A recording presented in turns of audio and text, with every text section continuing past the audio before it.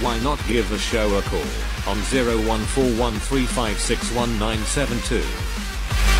Rangers open the scoring! Happy Tawdry! 12 minutes of the match remaining! A stunner from Kenny Miller! Rifles it into the roof of the net! Or send Fox a friend request on Skype at RangersRadio.online. He's gone into the middle, McSwegan's in there too. Will he come for McSwegan? There's his header, and he scores! What a substitution!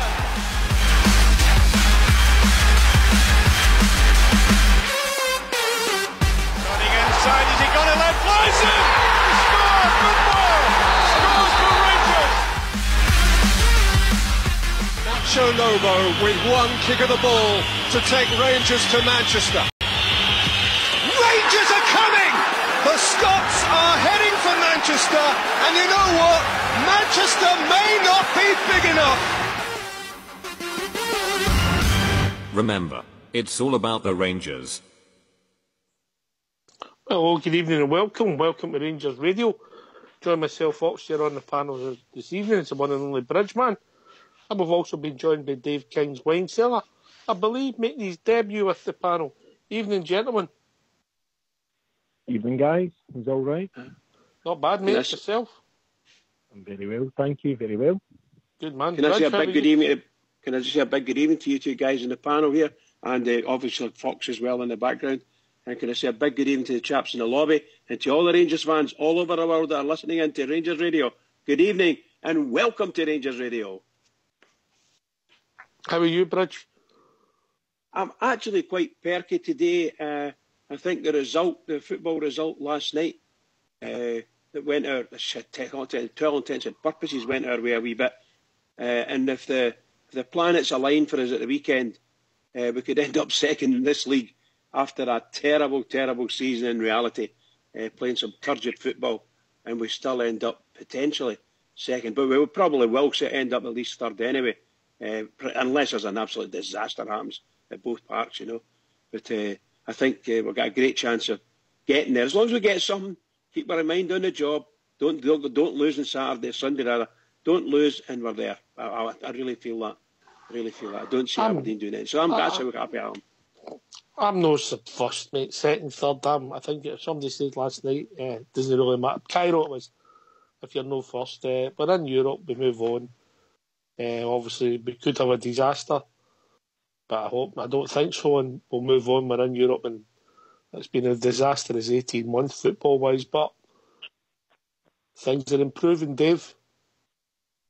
Yeah, no, absolutely, guys. I agree. It has been quite challenging, probably for the past couple of years, to be honest with you, but I think over the last couple of days with announcements and stuff like that, things are starting to look up for us. Obviously, nothing's set in stone, but no, it's looking good. Things are looking up for the Gers. What's your own view on the Steven Gerrard thing? Steven Gerrard, MBE, when it first broke, did you think that will never happen? Or did you think it was always a goer? No, I didn't think it was a goer. I thought it was probably pie in the sky stuff, you know. I think given his stature in terms of a player and kind of what he could get and where he was in terms of Liverpool, so he was always set up, if you like, in terms of to do the unders and then kind of come up and kind of get a place into management with Liverpool. And for us to get somebody of that stature in terms of a PR exposure globally, I think it's a fantastic asset. I think where the nervousness lies probably around his management skills. However, I think Gary McAllister's going to be a cracking asset as well to have coming in. Gets the Scottish game, knows us as a club. So no, really, really excited. Really excited, and I think probably the strong things from that is the guy's a leader. He knows what it is to win Champions League. He's won kind of all these other areas, you know what I mean? And I think he's particularly what we need in the dressing room. I think when we look at like Sam Murty, it's probably what was lacking, particularly around the Wallace and the Miller situation as well. That all kind of stemmed, I think, from that kind of leadership within the dressing room and the stuff that goes along with that. I think that's the kind of stuff that Gerrard will bring to the club when he's in that dressing room. I'll tell you one thing from myself personally, guys, I wouldn't like to walk into that dressing room at half time and give half an effort. You know, when you're out in the pitch, you would dread going back into the dressing room with that. And if that's something that we've got there, then genuinely it's going to be fantastic to have at the club next season. And I'm excited. I can't wait. Honestly excited. Just in terms of that guy's stature and his global status, what he can potentially bring to the club, and the players that he could attract is phenomenal. When you seen him last week at Ibrox on Friday, mate, I've got to say I was very, very impressed with the young man. I thought the cut of his jib, the way he handled himself, the way he had to talk to the press, the way he done his interaction with the fans, it was tick, tick, tick, tick, tick, and it looked as if it was a perfect fit for him. Yeah, I absolutely agree. I think the two things that they've got in terms in common of what Liverpool and Rangers is they are institutionalised, and I think he gets that, and that's what he wanted. I think he offered, was it MK Dons or something like that, and he's like, I'm not ready for it. But I think when you look at a club like that versus a club like Rangers, it's everything that can be there for you, particularly now that there's the potential to be in Europe as well. That does good for his CV, And the good thing is as well, he's committed to 4 years, so if he does do well, which I think he will, if anybody else comes in for him either next season or the season after, and because he's in contract as well, it means that there's the compensation deal as well. So it's not stupid, it's not naive. I suppose the other argument for that as well is if it's a car crash and it turns out a disaster, you've got him locked into 3-4 year contract, you know what I mean? So it's a catch-22, but I think we're right to do it. I think he's the right man, and I think my only question would be is, as us as fans, would we give him time? Because I know myself, I'm like, it's all about time and make sure the guy gets in, brings his own players in, sets his own team and sets his stall up, And I think he was pretty vocal on that in terms of his interview, in terms of saying that give us time, and once he feels that he's got a team ready, then he'll take anybody on, he'll go ahead with any challenge, But it's just, as us as fans, will we allow him that time, or is it the kind of... 2 weeks, maybe, we might give him 2 weeks, Aye. Like if he loses the opening game and then he loses the game after that, is that his name already? It's probably the media that will push that, as opposed to the fans. It's probably the media that get behind that, saying it's a disaster, it's wrong, he's got no managerial skills, and they'll push for that as well, just to write stories, And I think that's my only nervousness around the in terms of him being the manager. I think, but other than that, I'm really excited. Genuinely, I think it's. To have somebody, if you asked me like last year, whatever, do you think Steven Gerrard's going to be the manager of Rangers? You're like, yeah, I think. You know what I mean? But now it's just kind of like, even then I was waiting for that. Do you know that Derek McInnes moment where it was like 5-6 or something like that, and it was he's cancelled it. He's just said no, and everybody was like, what?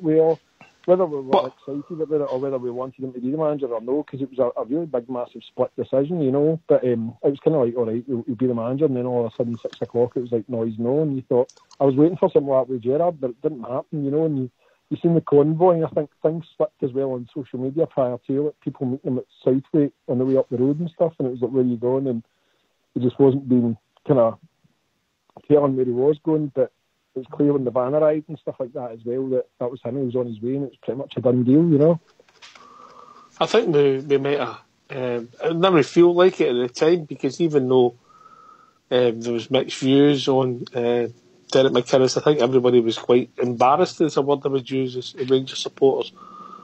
But then we moved on, and I think we might have dodged a bullet, and then ended up in a better place with Steven Gerrard, if I'm not honest, Dave. Oh, 100%, absolutely agree. I think I was half and half at the time. I thought, with Murty in at position, he wasn't really the right man for the job. He was doing us a favour at the time. I thought, just bring somebody in that brings a bit of structure and a bit of stability. But you look at the recent turn of results from that guy since that, and granted, you could say mentally it probably affected him to an extent, but then you look at when they were in playing for the cup and stuff like that, it was a car crash, and the guy's not won anything, technically speaking, apart from being second the last couple of years when we've been down and out. So to look at that as a success is probably, I don't know, mad. But then again, the question could be asked of bringing a manager that has no managerial experience. So probably again mad to the same extent. But I don't know. I think it's a bold move from the board. I think it's a last throw at the dice. I think probably a pretty good move in terms of putting us back in that global status, like I say. But we'll wait and see. Fingers crossed if it works out well. I hope it does. For my mental health, probably. To be honest. Yeah, all our mental health. We will be on Gert Naval Royal Bridge. Absolutely, bud. I think, see if you look at it, though, in terms of like the season that we've had, right, it's probably nobody will sit there and say it's the best season ever, right, granted. But if you look at what we've done and where we are just now, a couple of months ago we were probably challenging Celtic as well, do you know what I mean? And we've had a couple of new managers, we've brought and sold players in, we've got loan players in. It's probably the most amount of changes and instability you've ever had in one season, and we're still pushing for it, do you know what I mean? It's just, it's madness. It goes to show you the opportunity that's there. Yeah, Dave. You know, I said it last night. I say it again today. It's kind of mind bending when you think about it. I don't know what the boys in the lobby think, but if you think back, we've been on this show here, listened to games or watched games, and they've been absolutely shocking at times. And I'm sitting up at Ibrox when I see them, and some of the games I've played have been dreadful, and we're still in with a shout of getting second place. Not for the glory or the monies or anything else that second place will give us, other than the fact it's a status thing. It's two things for me. It's a status, and we've been out of the league for a long time, and now we're back in. Came in last year, we got third. This year, providing we get it, we've got second. And that's something that you can say we've progressed. But my goodness gracious, it's been a fight all the way, hasn't it? We have been so bad. And 3 managers one season and 3 managers the next season. It's just nonsense, you know. Just nonsense. No, absolutely. Absolutely agree, mate. Absolutely agree. Just, I've had some breaking news. I'm not on Twitter myself. A discussion. Where's your Twitter man tonight? My Twitter man has just sent me some news. All right. Well, go on then. That Burnley and Cardiff have both activated Josh Windas's $3 million release clause. Fabulous. Now, I don't know whether you're winding us up, but I'm not winding up. I'm saying. Right? I'm not shooting anyone. All I'm saying, if that's true, that is great news for Rangers. Just great news. Bite their hand off, boy. I did say it'd be worth a few quid, that's for sure. Any thoughts, Dave? Oh, I'm just trying to find out when his contract is. He 2021? Oh, I'll bring in Fox. He just signed a new deal, didn't he? I'm sure he did, to be honest with you. Which I think, again, the release clause probably a good shout for it, regardless of his kind of contract terms. His release clause gives you kind of opportunity to sign him as and when at any point. But 2021, so 31st of May 2021 he is. That's his contract expiry. Can you expand on that a wee bit? Wait a minute, Bridge. On you go, Fox. Dave, we seem to having a wee bit of sound problem with you. Could you drop out and phone back in, mate? It might just be a dodgy line. I know what these guys. 2 seconds. All right, smashing, mate. All right, Bridget.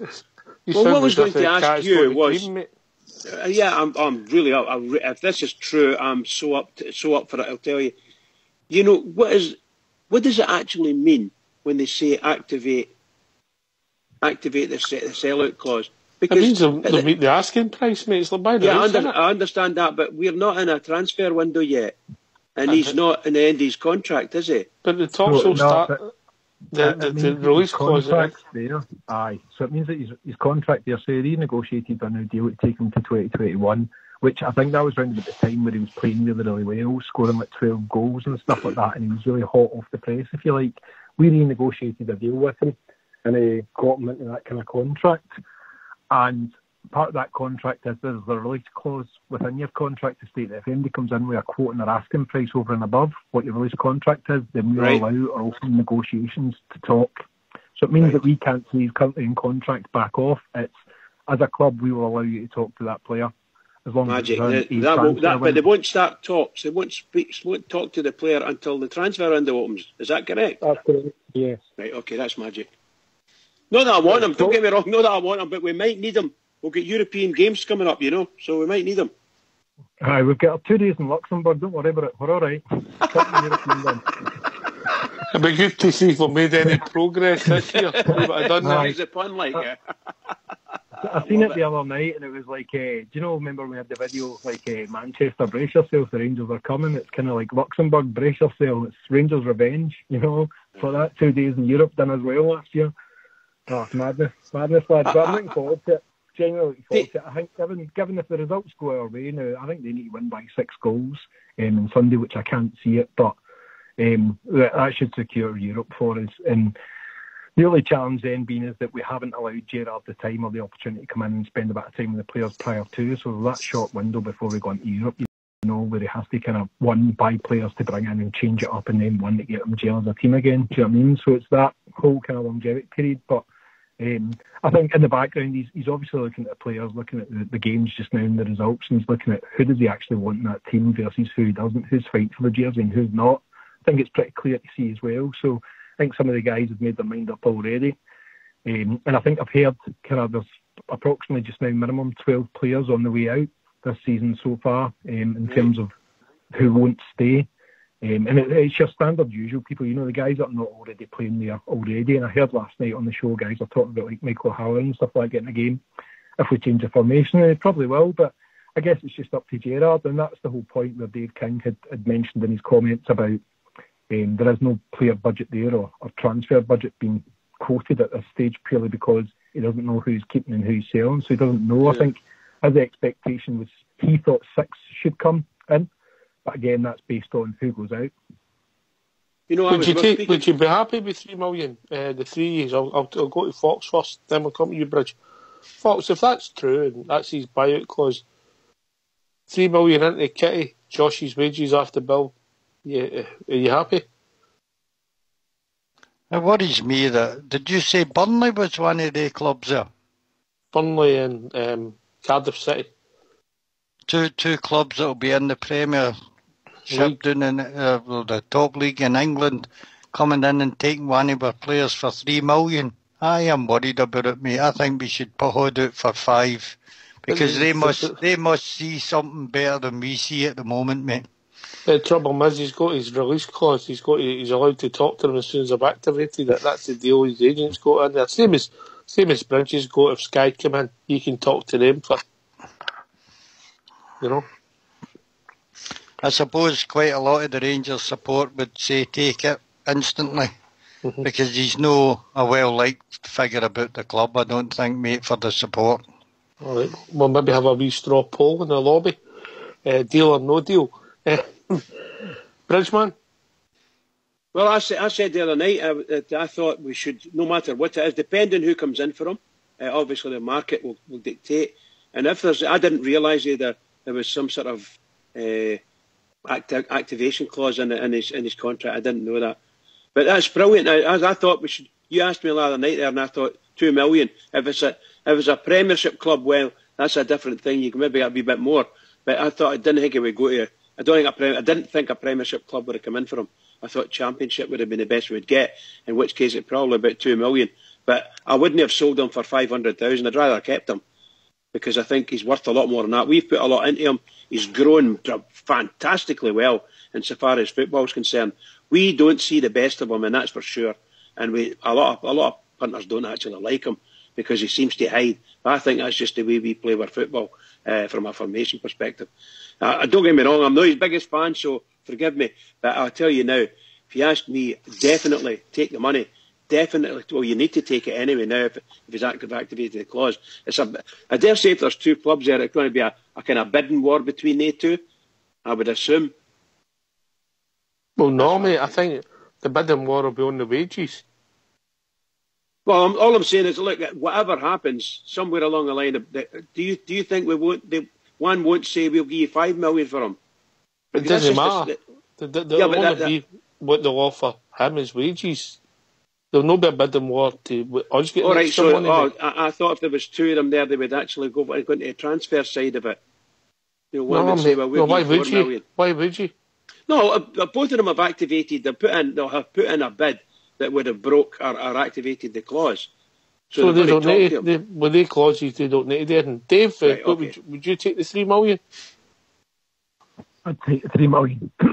I think we got him in about the 650k mark or something. I can't remember what we paid for him, to be honest with you. But I think in terms of any profit, I would do, considering the kind of circumstances we're in. I think Windass, I was half and half with Windass before. There was a point then where he was scoring. I thought, you know what, actually he's a great player and he's a hidden talent and we should use him well.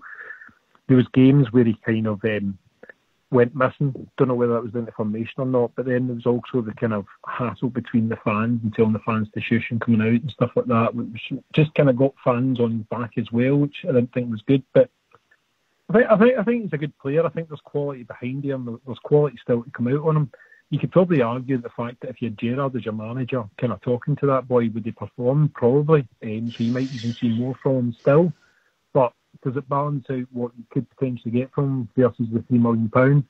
I'm not really sure. And versus what £3 million can get these days, I'd probably consider we can get better.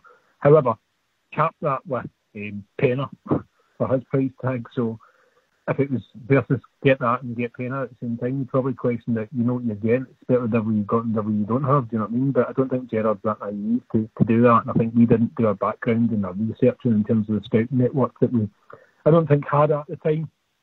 So under Mark Allen's structure, we've now got a good scouting network in there. The guys go away and do their homework. So I'm confident that risk would never happen ever again. So probably take it.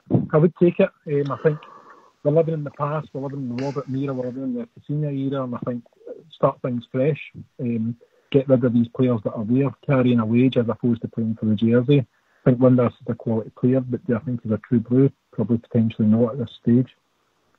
All right, I'm going to ask the lobby, mate. Simple, allegedly, because it's through Twitter and you know the internet. Some of the women are the women, so we don't know if it's true or no. But well, so Fox tells me. So Fox tells me he's went on some dates, mate. I'll tell you. Oh, poor old Foxy. Oh, did he not tell you about the one? Oh, the moustache. No. But I'll tell you. Oh, no, he never told us that. Maybe Brendan. No, I'll tell you that one after with a moustache. You'll not believe it. Anyway, yeah. So we're going to ask you, if there's a £3 million offer and that activates Josh Windass's sell-on clause, would you be happy? Deal or no deal? Deal or no deal to get rid of? Deal means yes, no deal means we keep Josh Windass. Let's see what the lobby says. Deal or no deal? What do you think, Rich? Look, you were explaining something to me. I actually didn't know what the sort of contractual type thing is. I was expecting a kind of bidding war to come in, but if the bidding war would be on wages, who's going to offer them the most? Because basically Rangers have put in, let's say it's a $3 million, so it's going to cost you £3 million and you can take them. But I thought it was the other way. I thought that's the starting price, £3 million. We'll let you talk to him. You come in with that money, we'll let you talk to him. But we expect more money. That's my thought. But his agent's still got to do that, is he? He's got I understand. I understand that. You know. So I'm very happy. I would take the money. I would most assuredly take the money. Oh, wait a minute. 1, 2, 3, 4, 5, 6, 7, 8, 9. Oh. I've not a no deal yet. No, everybody would say it. But we, as a fan base, we find the guy so infuriating at times, you know. Really, really angers people. You know, you hear them shouting for the back of the Copeland and all over. Where are you? What are you doing? And if the ball goes past them and they think it's only a yard away from, why you not stopping that ball or whatever, you know? All these daft things. But we do tend to forget the goal he scored against Celtic at Ibrox is first class, just different class. Took the ball off the centre half, a good block, you know, getting in there, getting it, taking it off and outpacing them, and away he goes. And had the strength, the character to get right in there and smash the ball into the net. And it's not very often you see that from that kind of thing. That's really brilliant goal. And absolutely brilliant. He might as well have walked up the tunnel, Dave. Eh? After that, yeah. Dave, he might as well walked up the tunnel. Aye, absolutely. You know, 100% deal in the lobby. What's that? 100% go for it, yeah. Yeah, go for it. Take the money. I'm no surprised at that. No surprised. And that $3 million in the kitty. Wages off and we move on. I think we can get better. He's got ability, Josh, but I think he severely lacks heart, sometimes temperament. In my humble opinion. I agree, mate. I agree. I think there's definitely ability there, and I think, like I said, under a different manager, could he play better and play more consistently? Could do. However, £3 million for me is too good an offer to turn down at this stage. And we put that into the kitty and we see where it goes, eh? Aye, absolutely. Throw in for the 6 and all the other money that's coming in, and the we've got the strip deal and the selling of strips and everything. There's positivity coming, mate. That there's no been financially for a good few years.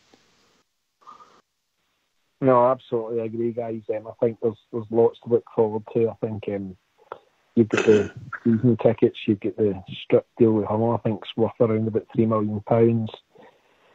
You've got the £6 million share issue, potential share issue at that stage as well.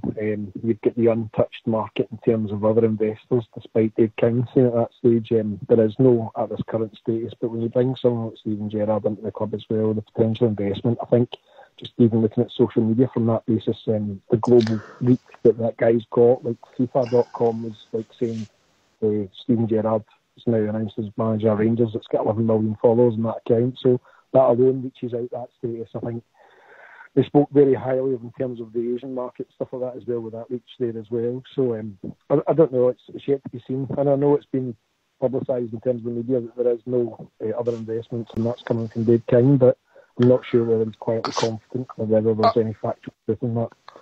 Understanding this, Bridge, I don't know if you've heard this one, but we'll have been approached by a Chinese to sponsor the strips for next season. The one in the Paisley Road West called the Orange Walk. The Orange Walk, I love it. Your jokes are getting better everywhere. Brilliant. The Orange Walk. Well, up, where in Paisley Road West is that? Oh, I took you well there, Bridge. I did indeed. I'm waiting the punchline come down. Orange Walk. And I never took it to her, of course. What are you talking about, you idiot? You know, the Chinese back and love it. Well done, Oxnard. Well done. The Orange Walk. Oh, Bridge. Oh, sorry. I'm what can I say? I'm so happy. I even pointed it to my wife when the Lurgan Bigot was on the news tonight, and I thought to myself, are we seeing the end of him again? The last thing Scotland needs is another season with that bam pot. You know, it's just. Anyway, Bridge, we're going to talk about Dave King's statement. No, it wasn't his statements. That's not true. The sort of question and answer. It's quite lengthy and there's a lot of detail in it. We're not going to go through it word for word. But if people have got any thoughts on it and they want to join us, what's the number, Bridge? 0141 356 1972. Or you can join us at Skype at RangersRadio.online, where you'll be brought into the call and you can talk about particularly Dave King's question and answers and anything else Rangers related. I think it's good that we get positivity. I think it's good that we can laugh. All right, I've been set another one, Bridge. I might as well give you this one, right? You're listening. I don't know what I've done here. Red Bull and Honda have offered to come in and buy the club Glasgow Rangers in the condition to move the club to Northern Ireland that will be known as the Red Honda Ulster. That's getting better. That's brilliant. I like that one, by the way. I do like that. I like that Orange Walk one. I like that. That's really good. The Orange Walk. Chinese backers. All right, that's it. Fox will be killing himself laughing. He's heard them all before, haven't you, Fox? I have indeed. You've been joined by another caller, mate. Yes, hello. Evening, caller. How we doing? Hi. Stop using my Wi-Fi. That's just a bam up call, lads. Aye. It's gone. Very nice of the caller. That's give us his full phone number there, which is quite handy. So that's not so bad. We'll see, but we can give him a call back later. Well, I'll probably just make sure you're not using his Wi-Fi, lads, just in case. Just maybe when you come off a Skype loyal, Bridge, Fox, that's a nice time to phone somebody. Oh, of course it is, mate. Anyway, where are we? Bally, gave me stick in the lobby. I believe I was taking stick on Twitter last night. Aye, you were. I think I was probably part of it as well. Hashtag Team Loyal. I broke it to two shandies yesterday. He was a bit worse. He was a bit under the weather. Aye, I think he was getting a hard time last night. By the way, guys, Dutchie's put something in the lobby there that says there is a saying in Holland, talking like a bridgeman. An alcoholic? I hate you, Dutchie. That must have been after me ranting and raving last night. That must have been that. Poor Shadow, the second joke wasn't for me. That was sent to me. That wasn't my joke. The second one wasn't mine. Right, where are we? Have you got all the DJ's latest joke? I've seen that.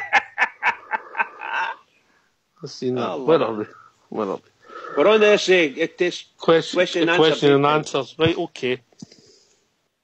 I don't know if you followed it too much, Dave. I know Fox is a studier of all things Rangers, but we'll go through it briefly and we'll see where it takes us. The takeover panel, I don't know if you took any note of that. Where are we with the takeover panel? It looks as if it was all to do with the complexity of opening up a bank account and moving the money from South Africa to the UK to simplify it. I don't know if any of you seen it any different for that. No, pretty much is standard, mate. So I guess he had guarantees of funds held. So I think it was 10.79 or close to £11 million that he had to do in shareholdings. He had guarantees, so it wasn't him himself personally. It was kind of, if you like, one of his kind of sister companies or guarantors, if you like. I'd probably New Aces Limited or something like that along those lines. Had guaranteed the funds that were available. They were in an account in South Africa. Takeover panel weren't happy with the fact they were in South Africa and asked for them to be transferred into the UK. In order to do that, he has to then open a UK account and transfer the funds over at that basis. It took time, and that was the reason behind the delay.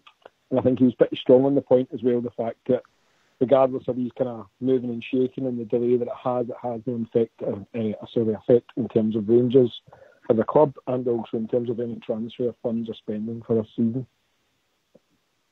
Yep. Can I come in on that a minute? Yeah, of course you can, Bridge. Well, we kind of talked that some of this we talked over with some of the things he said before, and yes, these are the steps he has to go through. Based on this, it looks as if the goalposts have been moved.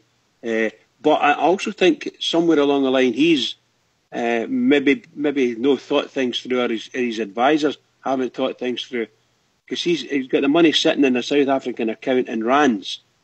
So that I think people will look at that and say, wait a minute, you're dealing in Scotland or Britain, so you need to get that done right. And I think he should have been advised to get his money, and however he does it, I don't know, get that money into a British account, an escrow account, or whatever it was that's acceptable.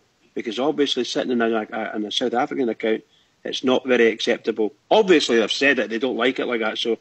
But I don't know whether they're happy with him. You can't just get money out of South Africa. Oh, I know that part. That's what I'm saying.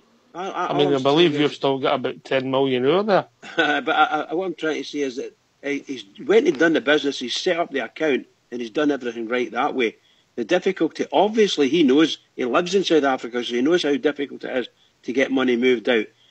So I think he should have had a bit more foresight on that and made the arrangements through his financial advisors and lawyers and things like that, and got an account opened somewhere. And all he's doing is he's delaying it for a month or 6 weeks or whatever it is it takes to do it. I don't know. But I think he should have thought a wee bit more. Unless, of course, he's deliberately doing like this. You follow what I mean? There's always that, you know. Yeah, and with the takeover panel, it's between him and them. It's nothing to do with the actual Glasgow Rangers football team, is it? That's it's to do with the holding company, David.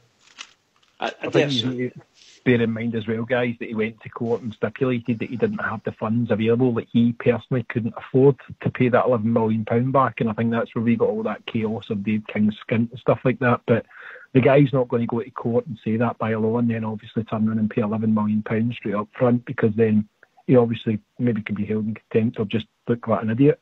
But there's obviously the money there. The money's there through a trust fund or whatever it may be, in terms of him or a separate company, whatever it may be. But I think that's the purpose behind why he's physically not putting the money up himself, because he went on court and publicly stated he didn't have the money. To then turn around and produce it would just be naive and dumb, I think. The guy's clever. He knows what he's doing. He does this kind of stuff all the time, year in, year out. If you look at his track history, you could probably borderline say he's corrupt, or you could say he's clever and understands the kind of business processes behind it. So I'm comfortable in what he's doing. There is a delay behind it, but the funds are there. He showed that it's there. In terms of us running as a club as well, he has to produce evidence to show that he can run the club.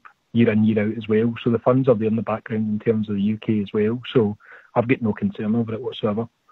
Yeah, I think one of the things he's been doing, of course, and that's why I'm saying that my last thing I said there is unless he wants it like the way it is, and it's a great possibility based on just what you're saying there, Dave. He could be wanting to do these kind of things, and that's all there is to it. He wants to delay everything.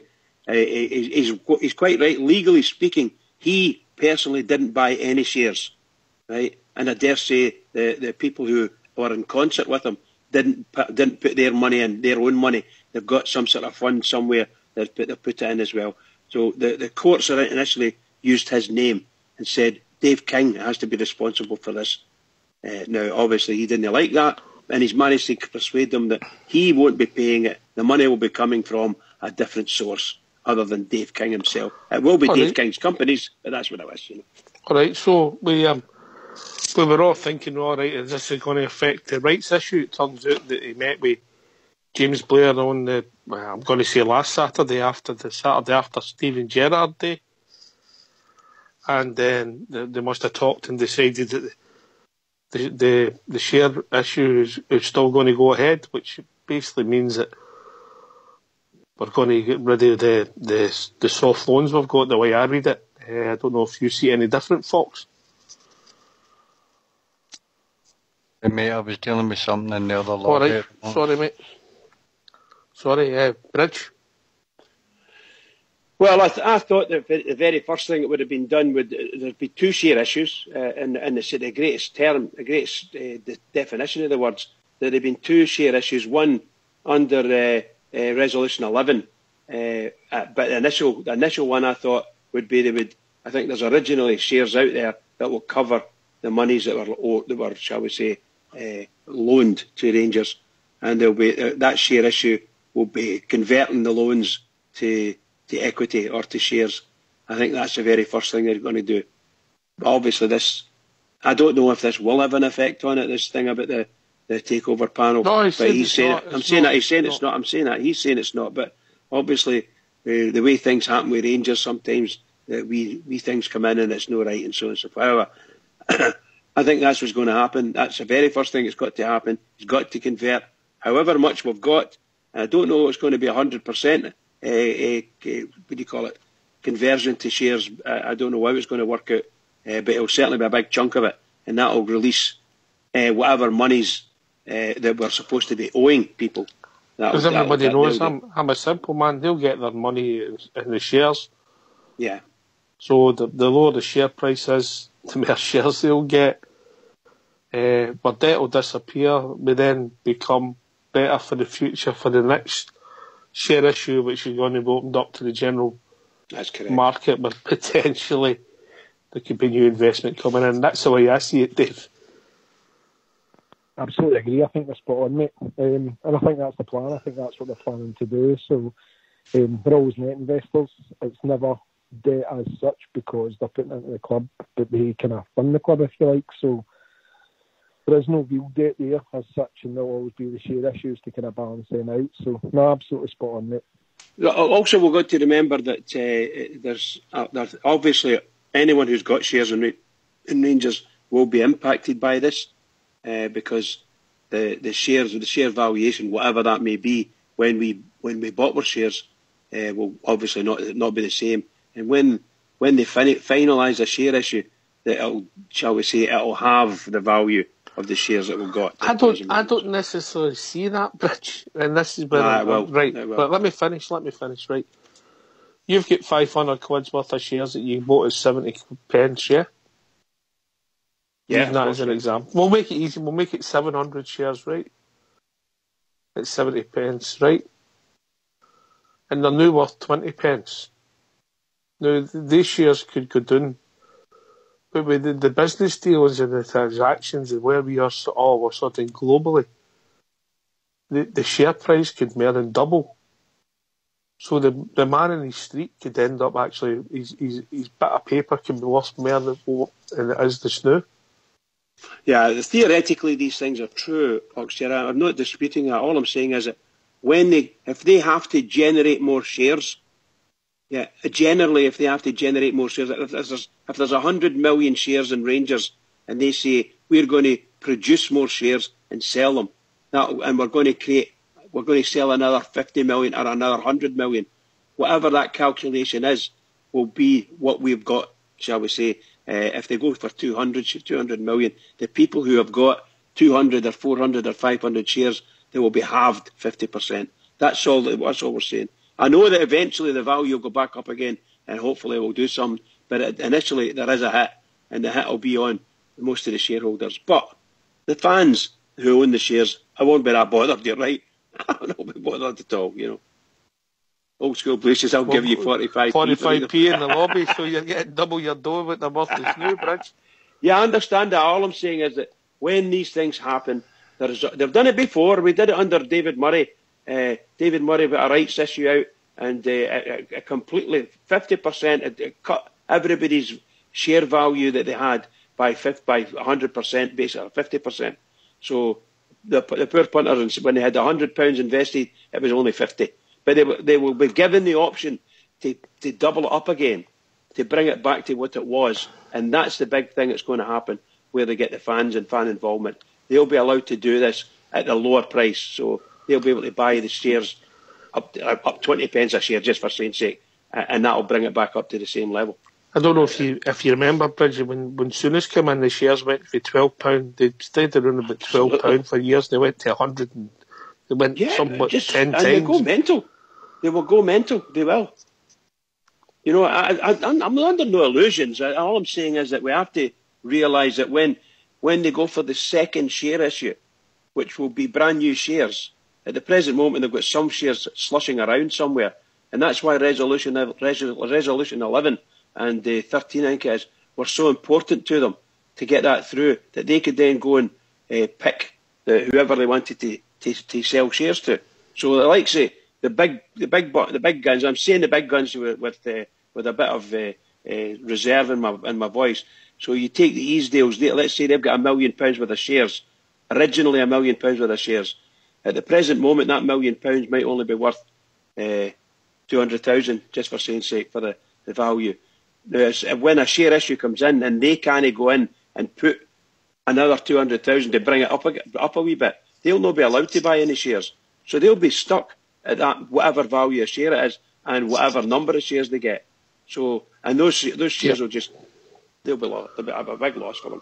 All right, so the next question he was sort of asked, Dave, was whether there be any investment coming in. And look, he said that there's none coming in, but he basically said there's none at the moment when you strip it back. It was only one line, none at the moment.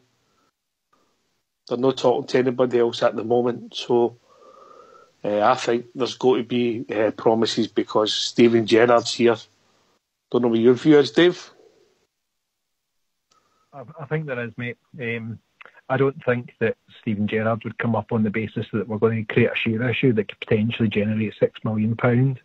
If that was the case, and then they had the discussions based on you need to ship players out first in order for you to get transfer funds, I don't think we'd get somebody into the club with that stature on those bases or those promises. I think Dave King's probably learned over the last couple of years in terms of coming out and saying we've got 30-40 million pounds to spend, blah, blah, blah.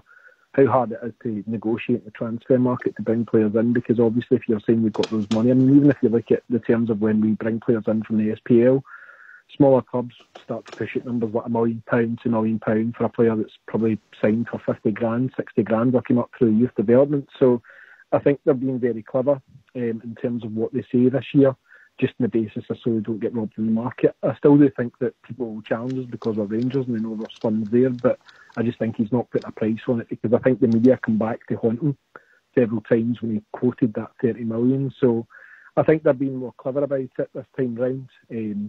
But I do think there's money there to be made. Yep. Genuinely, I think there's money there available. And I think that's one thing he said as well, is that there is money there. He did say they've not spoken about it. Steven's not sat down and said what he wants or what Mark Allen wants in terms of players and players' investment and stuff, but he did say that they'll fund it. So he's definitely not saying no, there's no money there, and he didn't state either that the £6 million share issue is what we have in the transfer market. He's basically looking to invest. And then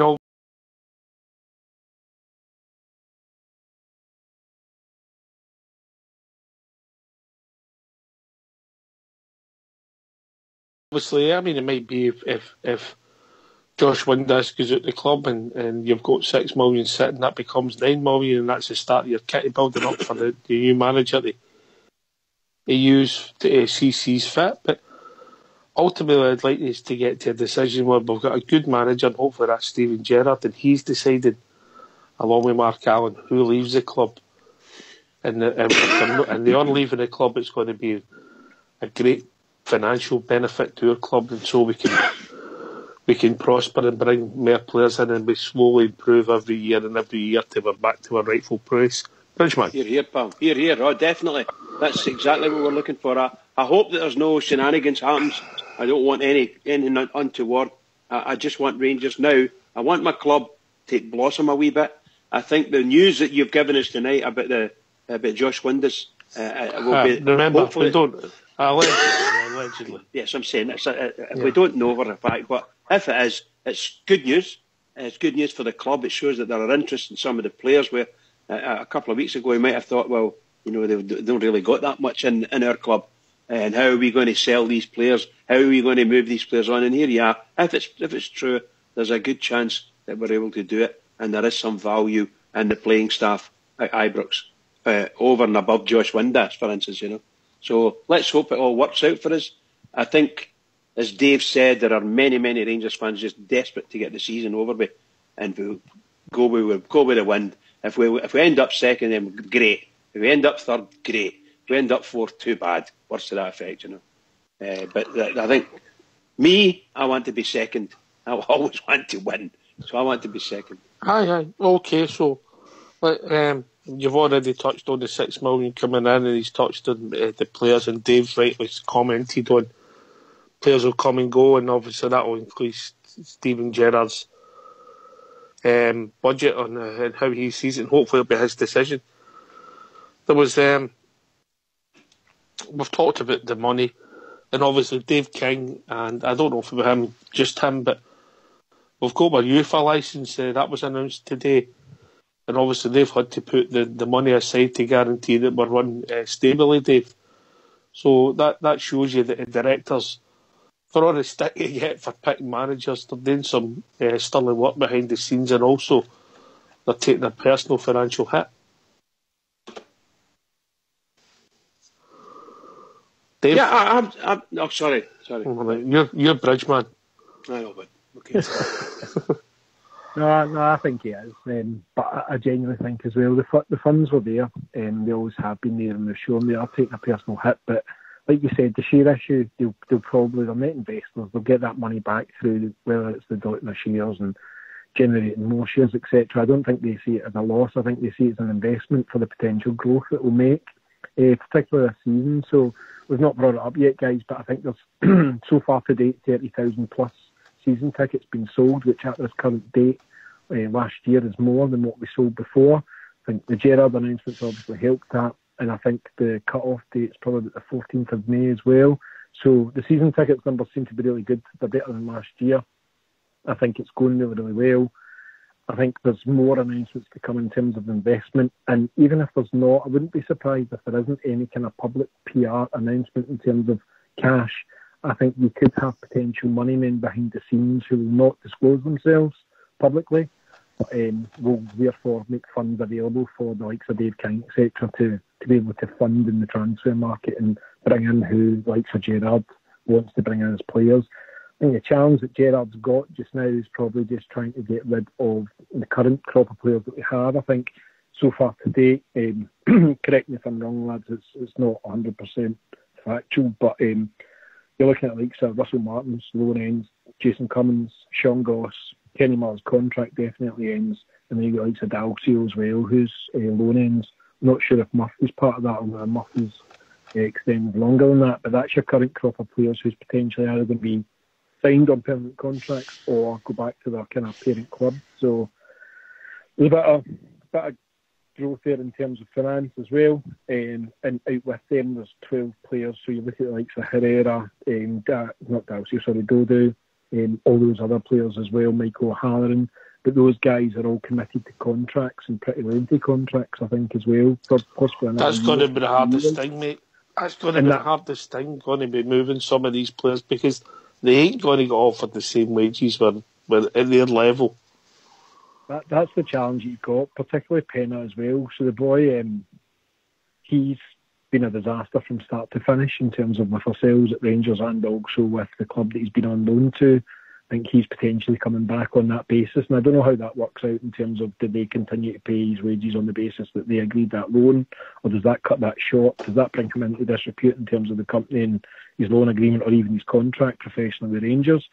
But that boy would sit there, I don't know what he's on, but estimated between 20 to 30 grand a week or something. I don't know, that might be crap, but he's on decent money, and if his attitude's the way it is in terms of his ability to go to other clubs and perform, I don't think I've seen him do it as of yet, and he'd probably stay here on a wage and fight. His agent wouldn't want to negotiate any deal to release contracts, etc., because I think there's a potential of £2 million left for him over the next 2 years, so he'll probably stay. So you're absolutely right. I think it'll be really, really difficult to release players like that, and if we do, it's one of those ones, get them off the books, but at the same time they're probably cutting a loss, but it's better that than paying the wages for the next 2 seasons. So I'm not sure. That's the challenge I see.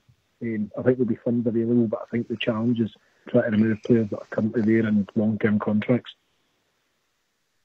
How do we get the external investment in? Can it be in this summer's transfer window, guys? Because it'll need to come in another share issue, which will probably happen later on in the year, so that money will only be available for next January.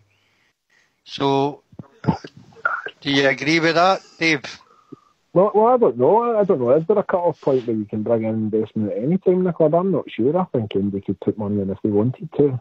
I don't think there's a certain status that you do it within a transfer window or what. I think there could be somebody that comes out to the background and says, there you go, there's a couple of pounds, but... no, I'm not saying that, Dave. I'm saying it needs to be a second share issue. There'll need to be the one they're doing just now, and then there'll need to be an open share issue later on in the year so that fresh investment can come in. I don't think under financial fair play rules you can just suddenly put a load of money in.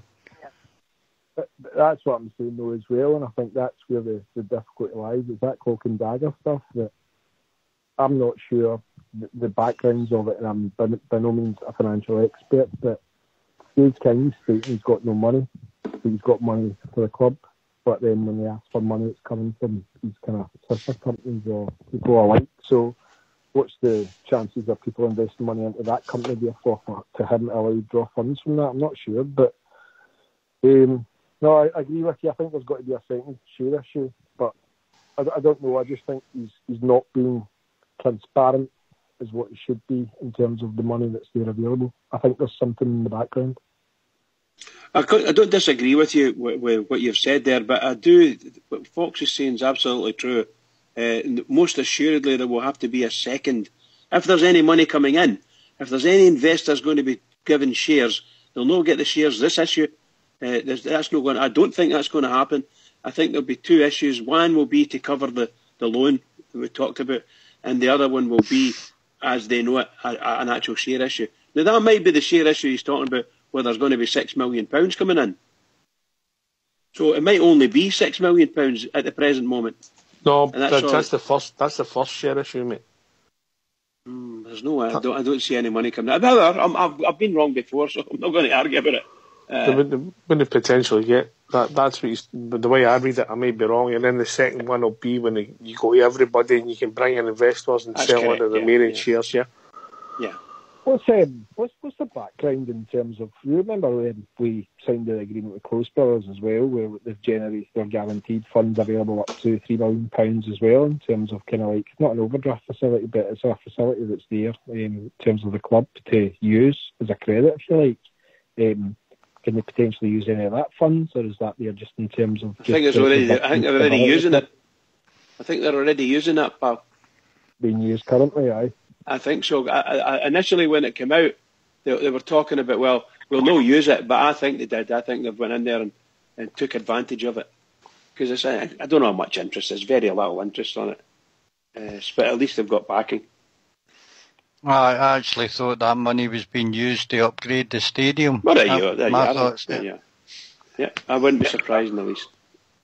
Look, I think our chairman has said many times in the past, and he's told the SFA and everybody else, that the club's being run on, shall we say, a wing and a prayer to all intents and purposes. The Three Bears are actually financing in the background and guaranteeing whatever monies and whatever shortfalls there are. The Three Bears have been doing it. I think Dave King has now said he's going to do it over and above the Three Bears. So somewhere along the line, there's always going to be, by the feel of it, a financial shortfall, and it's going to be covered. In other words, Dave King's putting his reputation and monies on the line to cover it.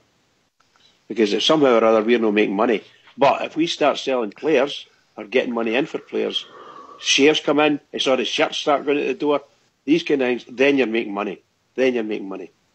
But our deficit's been sort of 3, 5 million, 6 million, right? Yeah. We're going to get at least 50% of that basically off of Hummel, and then we're moving up a brand because the new managers coming in, the strip sales might get you another 3 million. So there's your deficit. Coming in, absolutely, pal, absolutely. You know, and there's your deficit, you know. Yeah. Also, we need to remember that at the last, at the December, what do you call them, the 6 month statement. The 6 month statement said we were less than £1 million in debt. Right? We're running at a loss of less than £1 million up to December. Now, obviously, you're not taking a January into any of this, where there could have been outgoings, money-wise, from a transfer perspective. But up to then, we had been £4 million in debt the previous year, or £7 million in debt, something like that, and that's came down to that. But as the way we work it, the way we run things, I'm sure that'll have gone back up again to something like 4 million or whatever, you know, maybe more. Yeah, and I think that's always been the thing that Dave King said to me. He was asked as well, just around about like when the club come back into running at a profit, and he said basically categorically that the club won't run at a profit, and it doesn't, and they'll continue to fund it until it does. And the only point when that will, where he foresees it, is when we get back into the Champions League, where we get that guaranteed revenue from that. But until then, that himself will have to invest or cover the gaps. We have to admit, every Rangers fan has to admit that them across the city have been on a one-way street insofar as money coming to them from whatever source, and it's mostly always been the European area. They've, shall we say, gained an amazing amount of money from Europe, and we have never been there to challenge them, and nobody's been able to challenge them to get into the Champions League, where you get the guarantee of, even if you get in, if you get through the qualifiers, you're guaranteed £10 million. Just saying this, £10 million. Many years ago, when we got in there, we were talking about 6 and 7 million, and if both Rangers and Celtic were in it, they got 6 and 7 million each some years, you know. So there's a guaranteed money that Rangers are always getting part of. But obviously we've known a look at that for probably 7 years now, since we were in that kind of money. It's free money, isn't it? It's just free money. We need it. Aye, so we move on, and obviously there was a lot of other questions about the board of directors and Paul Murray leaving and Barry Scott.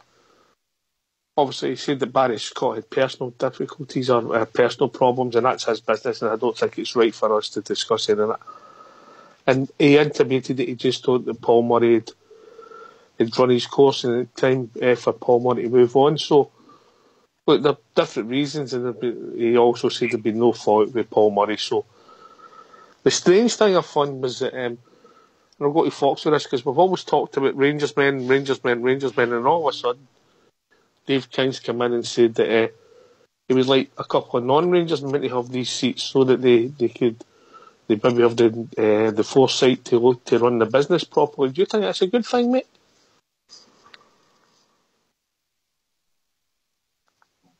Did you say different? What businessmen did you say? Non-Rangers men. No. Okay. If you like, they'd be neutral, so your heart's no ruling your head, in other words. I can see the logic behind it. Fox? Well, it was always the premise, mate, that the club would be run by Rangers men, but suddenly that seems to have changed.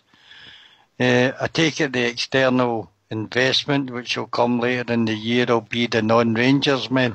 Well, he also intimated that he would like the other people to come on the board not have any investment, so they're looking at it clearer. I mean, you mean a professional football board? Or a professional finance director, or a professional some kind of professional director that you have who'll look and run your business properly. You see that'd be good? I would agree with that, mate. Although we've got a lot of businessmen on our board at the present time, I don't think a lot of them have got any experience in running a football club.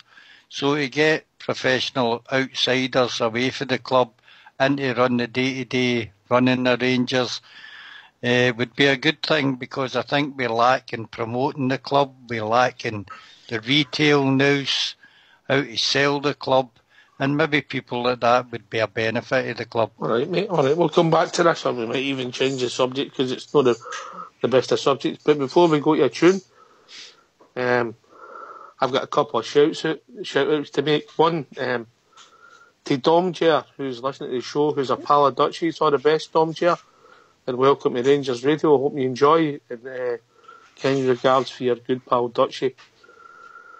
And the second one is a great Rangers Radio story. Can I just ask Bridge to go on mute? And the second one's a great Rangers Radio story. Can I send all our love and thanks to Sir John Gregg, who in her day job has been working hard and looking after one of our own. And Helen and the family send all our love to you, Sir John, and thank you for everything you've done. And a personal thanks from me to you, Sir John. Thanks very much for all you're doing, looking after one of our own. Take it away, Fox.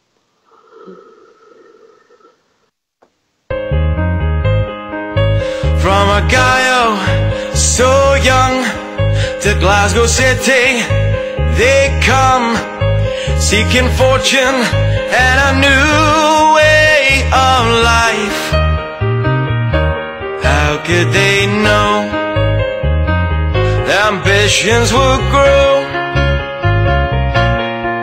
Such a beautiful story, and here's how it goes.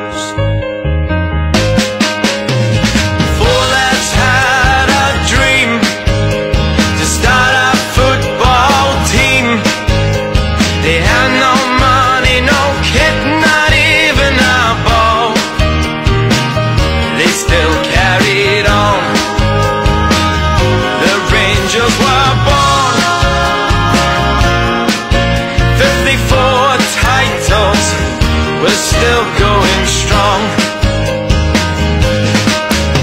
So hoist up your Rangers flags, sing with your heart and voice, celebrate the greatest club in the world. Let our history show what we already know. We are the Rangers, the greatest of all. For lads had a dream to start a football team. They had no money, no kit, not even a ball. They still carried on, still carried on. The Rangers were born. 54 titles, we're still going strong. For lads had a dream to start a football team. They had no money, no kit, not even a ball. They still carried on. The Rangers were born. 54 titles, we're still going strong.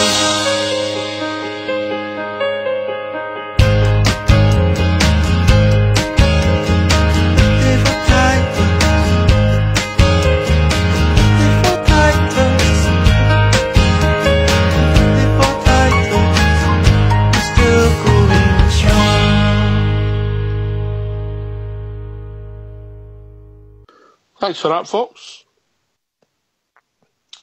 You enjoy that, Bridge? Absolutely, pal. 54 titles. Jumped on the sloop, John B.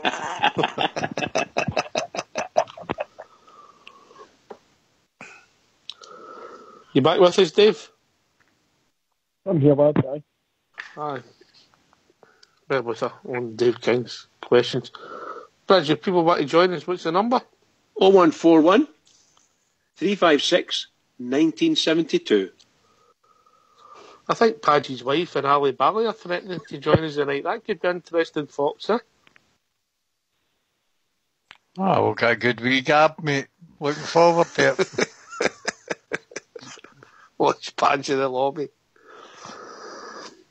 I don't think he's recovered for the last time yet, has he?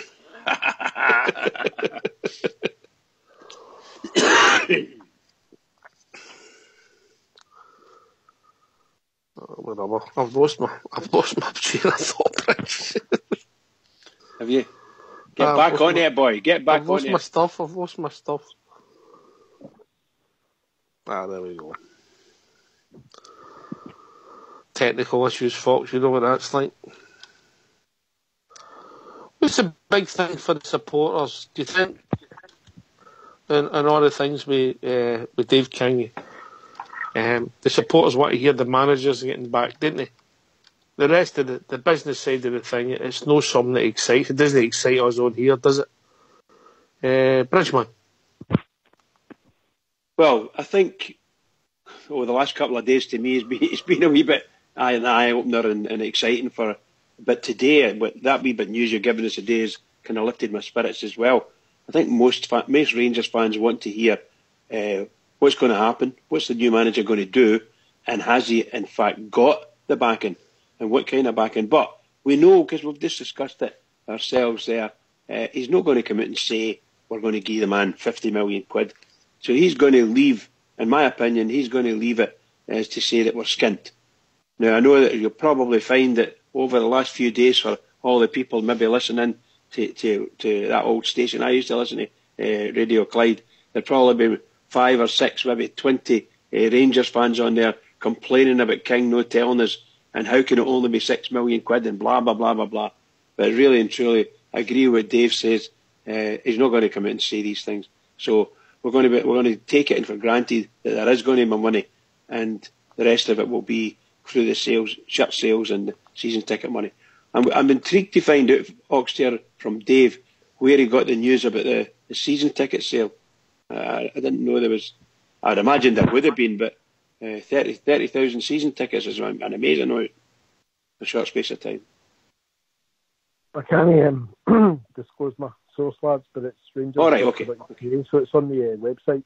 It's available there just now. So they've obviously published the fact that, not necessarily off the back of the Gerrard news, but it's on the website to say that that's current standings as is, and the closing date's the 14th of May, but it's more based on last year season ticket sales up to current date as it is, that we're progressing further more than where we were before. So good news all round. It's great to be guaranteed that income, which is great. So no, great news. I think one of the other points as well, lad, that I want to raise, and I'm always one for, I don't know if you young boys... You carry on, mate, you carry on. I don't know if you young lads are up on the social media terms and stuff like that, but in terms of... Bridge is on Twitter. Jeez. Fox is on every date site you can imagine. He's on Tinder. No, but it was just to state that Rangers, over the past couple of days, we'll see in the build-up to the Gerrard announcement and stuff like that as well, they were pretty good in their pre-kind of messaging prior to.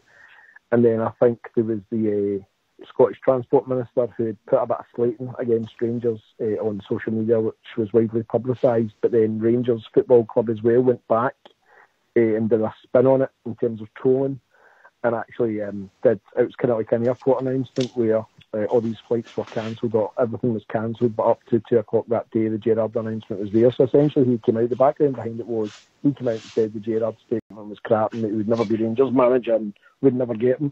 So then when they actually got him, they actually published a tweet responding back to him, kind of pretty much in your face, which was pretty good, and it got a lot of backing on social media from all the Rangers fans, as if to say this is what you should be doing in terms of engaging with fans and kind of challenging back all the kind of negative press that we're getting. And technically, we used to be known widely for announcements, if you like, which was pretty much self-redundant and probably off the back of gym trainer.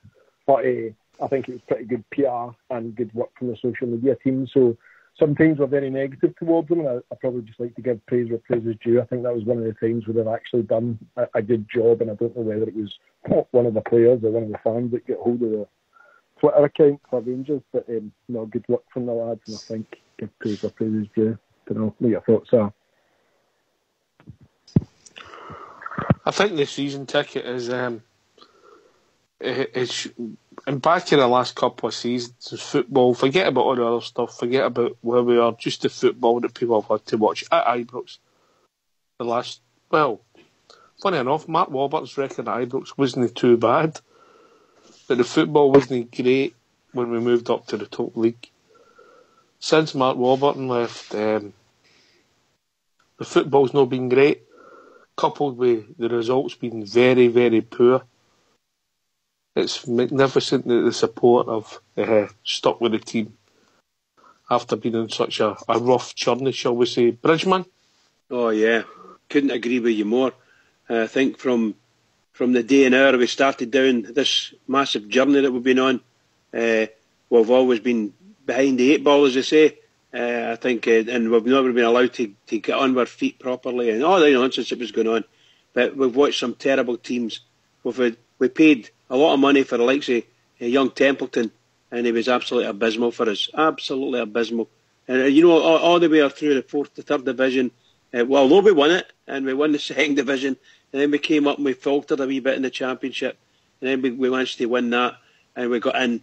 And the 2 years that we've been watching what we thought would be improved, as somebody, it's just been dreadful to watch at Ibrox. Some of the dreadful results. And every single team, I would suggest that every single team hates us, club and team, absolutely hate us. And they come out and it's like it is a true cup final, and they want to boot us off the park. And they're allowed to say things in it nowadays that we just wouldn't have been heard of in the past, but they're allowed to do it. So the hatred and dislike for Rangers is absolutely enormous, just enormous. But we've watched some terrible football. But hopefully this year coming, we're going to start to see an improvement. Then woe betide them. Woe betide our enemies. Because we'll strike all over them. Fox, we were talking earlier on, and we listed some of the players that we considered to be big flops as we come back to the big league. It was horrendous, the list, when you started looking at it, didn't it? It always is, mate, but Barton, I think... Crankshaw, Senderos, and then Herrera, Pina, Dalcio, Cardozo, they're all in. It's a big chunk of our wage bill, mate. But that all goes down to me, no scouting the players properly, for me. They should have sent somebody out to scout these players before we even went for them, mate. They should have known their background, as we used to do. Not only know their background, assess their fitness, watch them in games before we committed to such big outlays. I think that's now been remedied with Mark Allen. I think he's got himself a scouting team together, and I think that those mistakes will stop. Dave was talking about the season tickets, mate.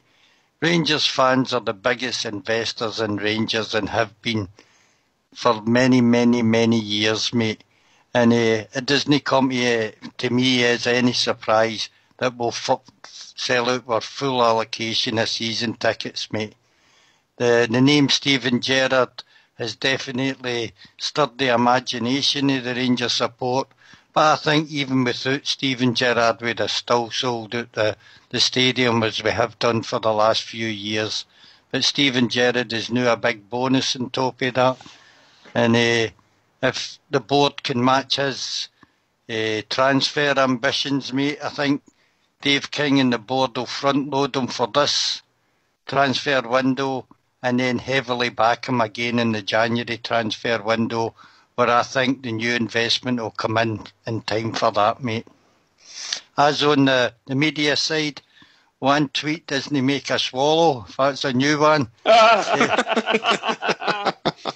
One tweet does not a summer make, is that right? Aye, it's all right coming out with one, but we need a lot more say for the club in terms of all the people that's been having a go at the club.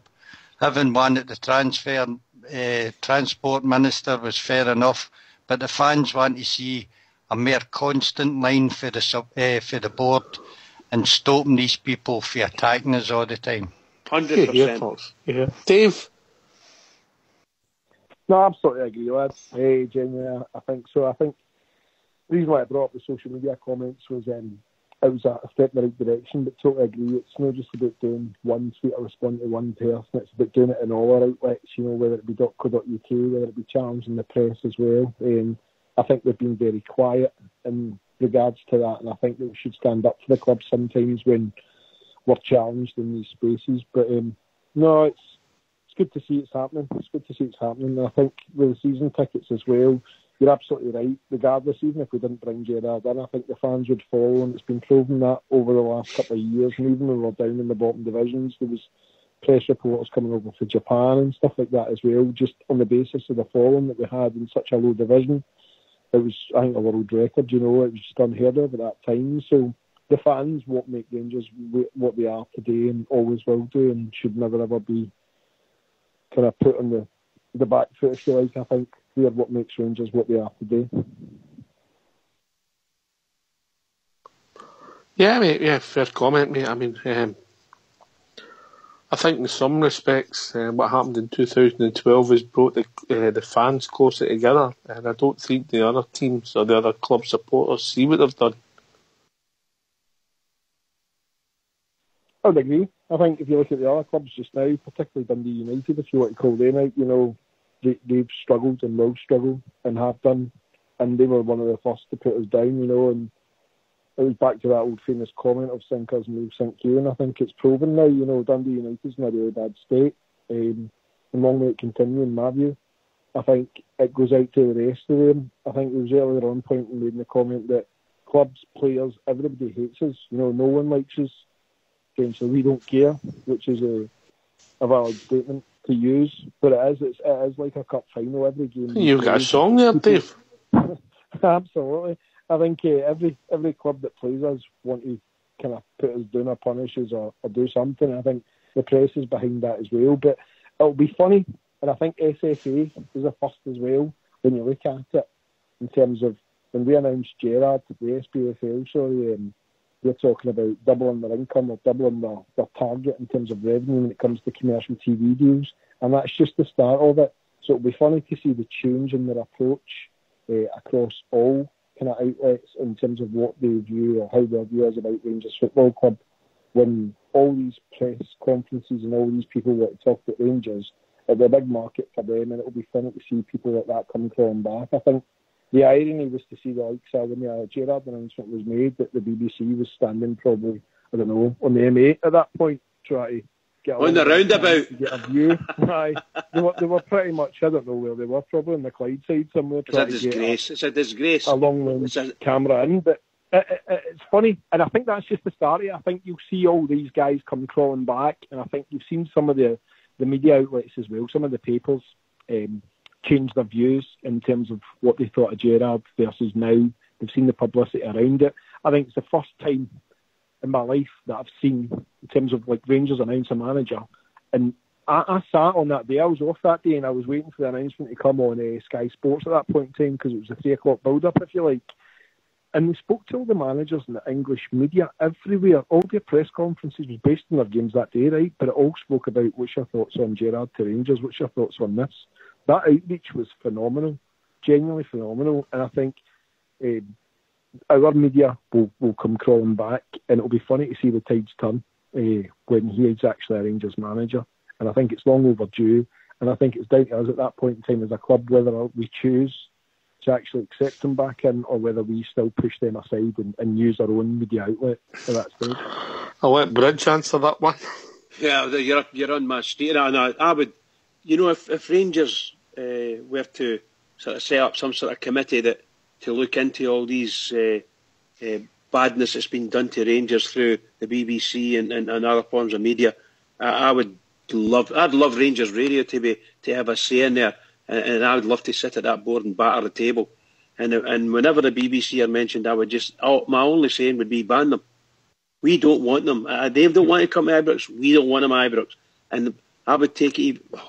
I don't know whether I'm allowed to say these things. I would take it all the way to them and say, if you don't want to report on Rangers, then Rangers don't get spoke about. They don't have a live coverage on radio. You don't have highlights of Rangers games, and that then should affect all the other teams. Yeah, because I think I said a wee bit about this last night. If you just imagine the impact, the negative impact that they don't speak to the managers after the game. The other day there, Rangers didn't put somebody up after the defeat against Celtic. They never put somebody up. And all you got is a lot of people in the game saying it was a scandal. Rangers should have done that. Well, take it with the BBC. Why are they not saying it's a scandal that the BBC aren't interviewing Rangers manager after a game? That's the kind of things you've got to gauge it against. And I really do hate the BBC with a vengeance.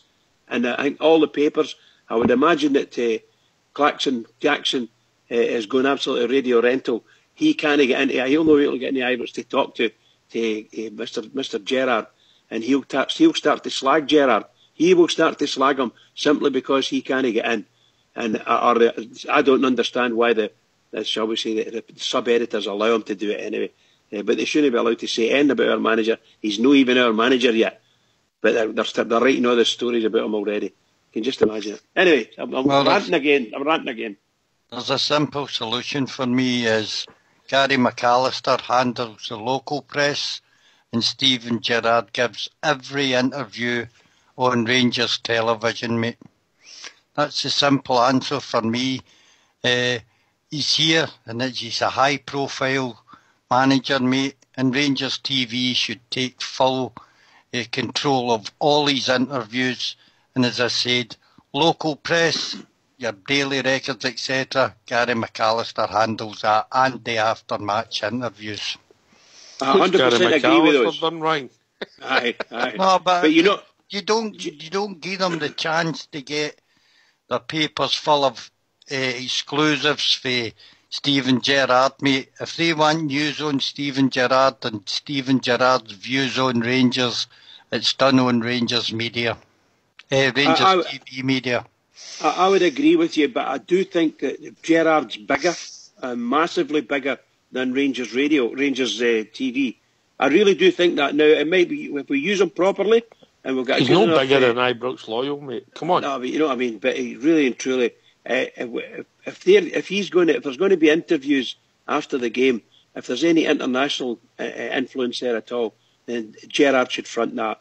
On Rangers TV, mate. Well, okay, if you want to say it that way, in my opinion, if the BBC in England are up here and they want the after-match interview, then I think Gerrard should go with them. If it's STV, if it's Radio Clyde, I agree with you 100%. If it's anybody else, they don't get him, they get Gary McAllister. I would agree with you 100% there. And only leave Gerrard to talk to the international press, including England. That's the way I would look at it. Maybe use Rangers TV. I don't know, but I'd certainly think that when we need international exposure, Gerrard's the man to get it. He can give his interviews, as I say, with Rangers TV to Sky and BT and any international press. But the local stuff you hand to the assistant manager. But do you see if Sky were here, for instance, wanted to interview the Rangers manager? That's fine. That's fine. Sky would interview him then, okay? Yes. That's all I'm meaning. That's all I mean. It's part of the TV money that comes into the SPL or the SPFL. Sorry, they have to. It's contractually agreed that the manager or an associate of the club will come out and speak pre-match and post-match. So that's part of the contract with BT Sport and Sky Sports. But other outlets, i.e. like BBC Sport and Daily Record, etc. and so on, they don't have to for those guys. So they contractually have to come out and give feedback, but elsewhere then they don't. So I think that's why they still would come out for like Sky and BT. These are the ones I want our manager to be in, because I'm not talking about Scottish Sky. You're talking about Sky TV here. You're talking about BT. So these are, shall we call them, international organisations. They are the big TV interviews. But what I don't want, and I mean this sincerely, I don't want our manager to go out there and Chris Sutton interviews him. I'm sorry, no for me, no way, under no circumstances does that man get anywhere near our manager? For me, anyway. No way. Yeah, I agree. It was like the point this season where Pedro went up on the kind of TV panel. And I don't know whether that was agreed with the board or not, but I think some parts of it was a PR disaster. Some people thought it was good because they kind of gave him a dig as well, but it was... That was disastrous. That was disastrous. It was cringeworthy to watch, so I agree with you on that point. I wouldn't like a manager to go on that kind of forum in front of those people as well, because they're not the right people to ask questions. But I agree with you. I don't think that we should allow the likes of the BBC and stuff like that to have anything to do with Rangers, and they shouldn't be able to report on it because that's what they do. But regardless of that, whether we choose to ban them, etc., they'll still make their own comments up in negative press, which will be clickbait stuff, if you like, across social media. So we'll probably do that anyway, regardless whether we do ban them or not. But Dave, you mentioned we've got a contract. There's contracts been signed, and obviously the BBC have got a contract with the SPFL and the SFA. They've got contracts. They should be held to their contract. Their contract states, similar to what you just said there, their contract will state they want to have access to the manager, right, or a manager, a representative, and do it after match interviews. If they're doing a live game, they want to do that. You just imagine what it's been like for Rangers after a Hampden, and the BBC have got the game, and they're not even invited. They don't want to speak to Rangers. Why do you not want to speak to? They should be asked the question publicly. Why don't you want to speak to Rangers? Is it because of Gollum? Then get Gollum sacked, or bring someone else in. You must contractually do this job correctly. If you don't want to do it, take the contract off them, and that's what I would do. Take the contracts off them. Sorry, guys, I'm ranting again. I never noticed. It's your blood pressure I'm worried about.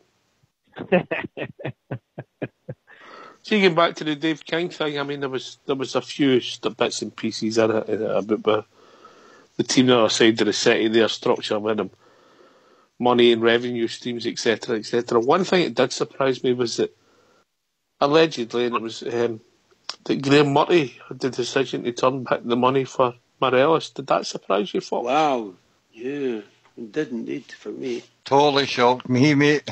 Dave's a favour, I've got to tell him his name's Bridge. I know. Aye, that was a part in that question and answer I just didn't understand, mate. He stated in one hand that Graham Murray knew that he was more or less not going to be the manager, but he allowed Graham Murray to make the choice on whether we sold Morelos or no. That didn't make sense to me. I just didn't understand that. I didn't tie up. He was never the manager. He always knew the position he was in, and then he had such a big decision on a player. But it was more to do with the actual finance of the player, not so much the player.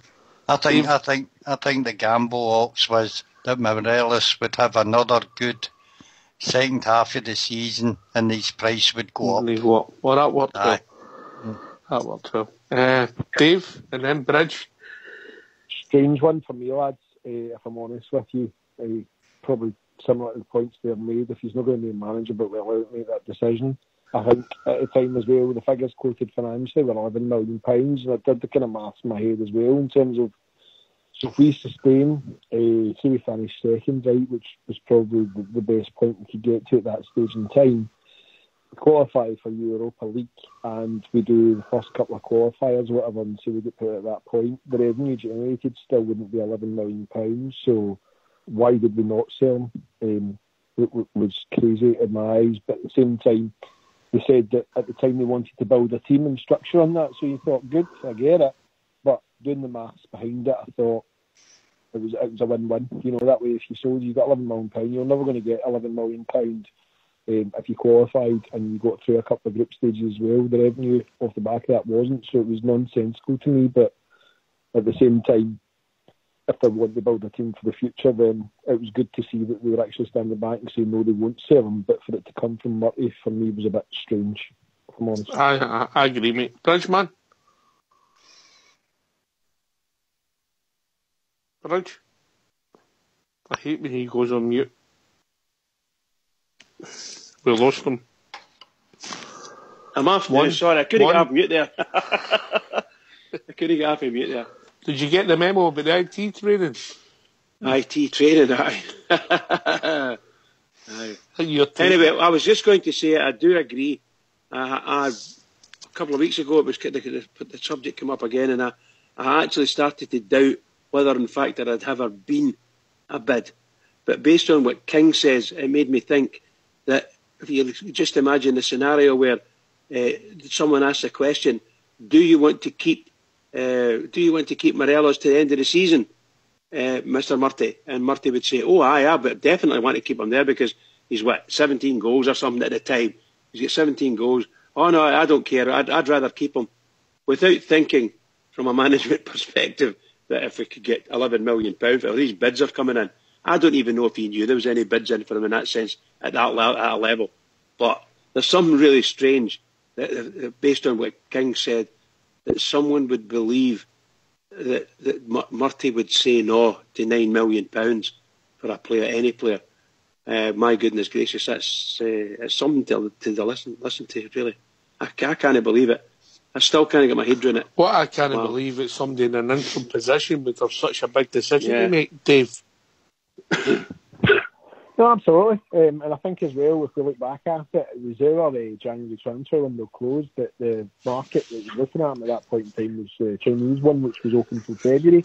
So you even had an extended period as well where they could have still come in with another bid and got him at that stage. So it gave him a month left to see how he was playing as well at that point in time.